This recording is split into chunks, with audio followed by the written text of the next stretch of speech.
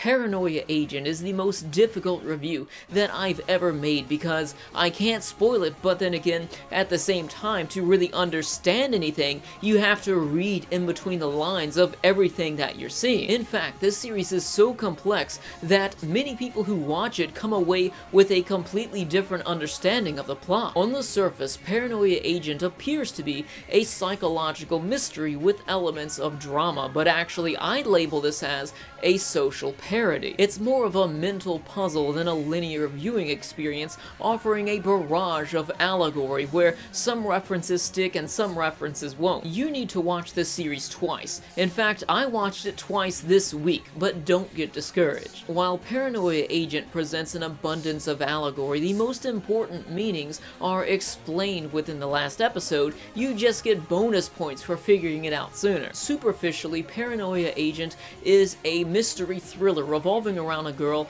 who is one day attacked by an enigmatic child on rollerblades with a baseball bat. This boy, known as Shonen Bat or Bat Boy, roams the street attacking those who are distressed, freeing them from their agony. As much as I would love to point out key details and share my findings with you, I have to be as vague as possible to preserve the experience for those of you who may not have seen this yet. But what I can say is that this series features an overlying theme of false salvation where people ignore reality and focus on temporary, trivial things such as icons, social media, gossip, rumors, and fantasy. These things distract the mind, creating an alternate reality where the psyche can rest and eventually become dependent on these distractions until they replace reality altogether. While watching Paranoia Agent, you'll realize that some people are rude or downright just mean as they focus on these distractions with total disregard for how they treat the people around them. In addition to this psychosis, we're met with a plethora of other instabilities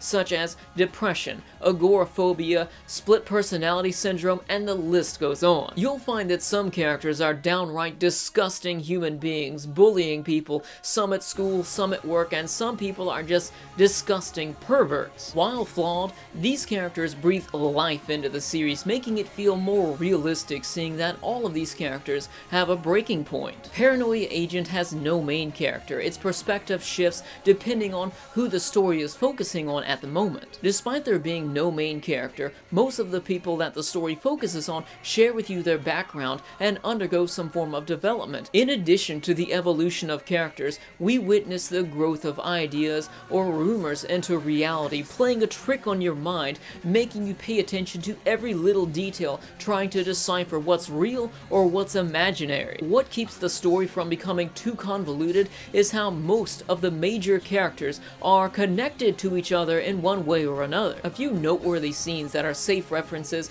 are the traffic scene in episode 1. You see this one guy in the beginning of episode 1 where he's in traffic, he's in his work van, he's talking to his boss on the phone saying about how he can't make it on time because the traffic is too much, but then you see all of these other lanes on the road are just flying by him and he's just not paying attention because he could easily change lanes and go on ahead. You also see the train scene in episode 1 where everyone is on their phones complaining constantly and they're completely disregarding everyone else around them. Then there's this scene where this otaku is having sex with a prostitute, and after he's finished, he gets up and starts congratulating all of the female figurines that he has all over his room about how great of a job they just did, meaning that he was picturing having sex with all of these characters of the figurines that are all over his room instead of the woman that he was just actually having sex with. There's also a few obvious instances of characters with split personality syndrome or other mental illnesses. But I feel that these particular instances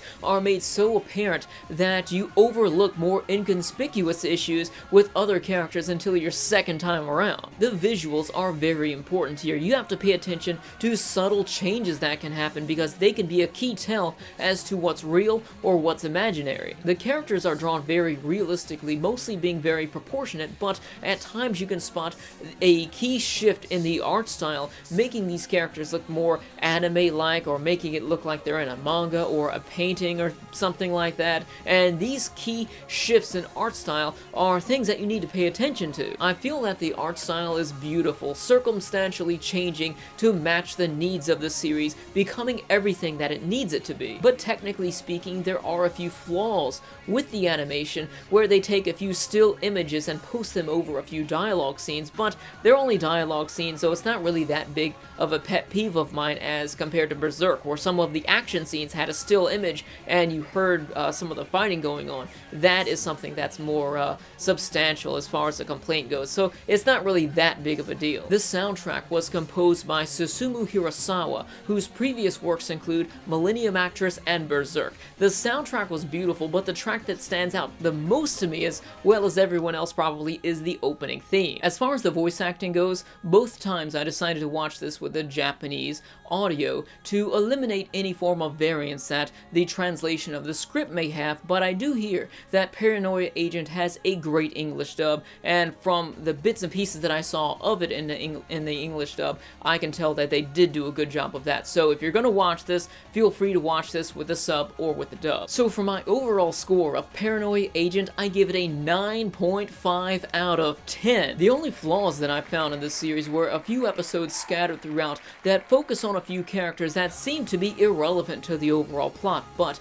if you understand the grand scheme of things, the major message that is trying to be sent here, then those few episodes shouldn't be a problem, and in fact, I actually enjoyed them. Paranoia Agent is a series that invokes the mind and requires a lot of thought to enjoy, so needless to say, this may not be for everyone, but it's still something that I recommend that you try. And after viewing, I wondered how the story would change if it were created in our time, because back in 2004, MySpace was still popular back then, and times have changed a lot, and you have social media sites which have a strong grip on everything now. You have these internet titans such as Facebook, Twitter, and even YouTube, so I wonder what differences they would play if this series were created nowadays, when you have these sites which pretty much are unavoidable in life, where you kind of need them to even log into other sites, it seems. Let me know your thoughts about Paranoia Agent. Please share with me some of these tiny little details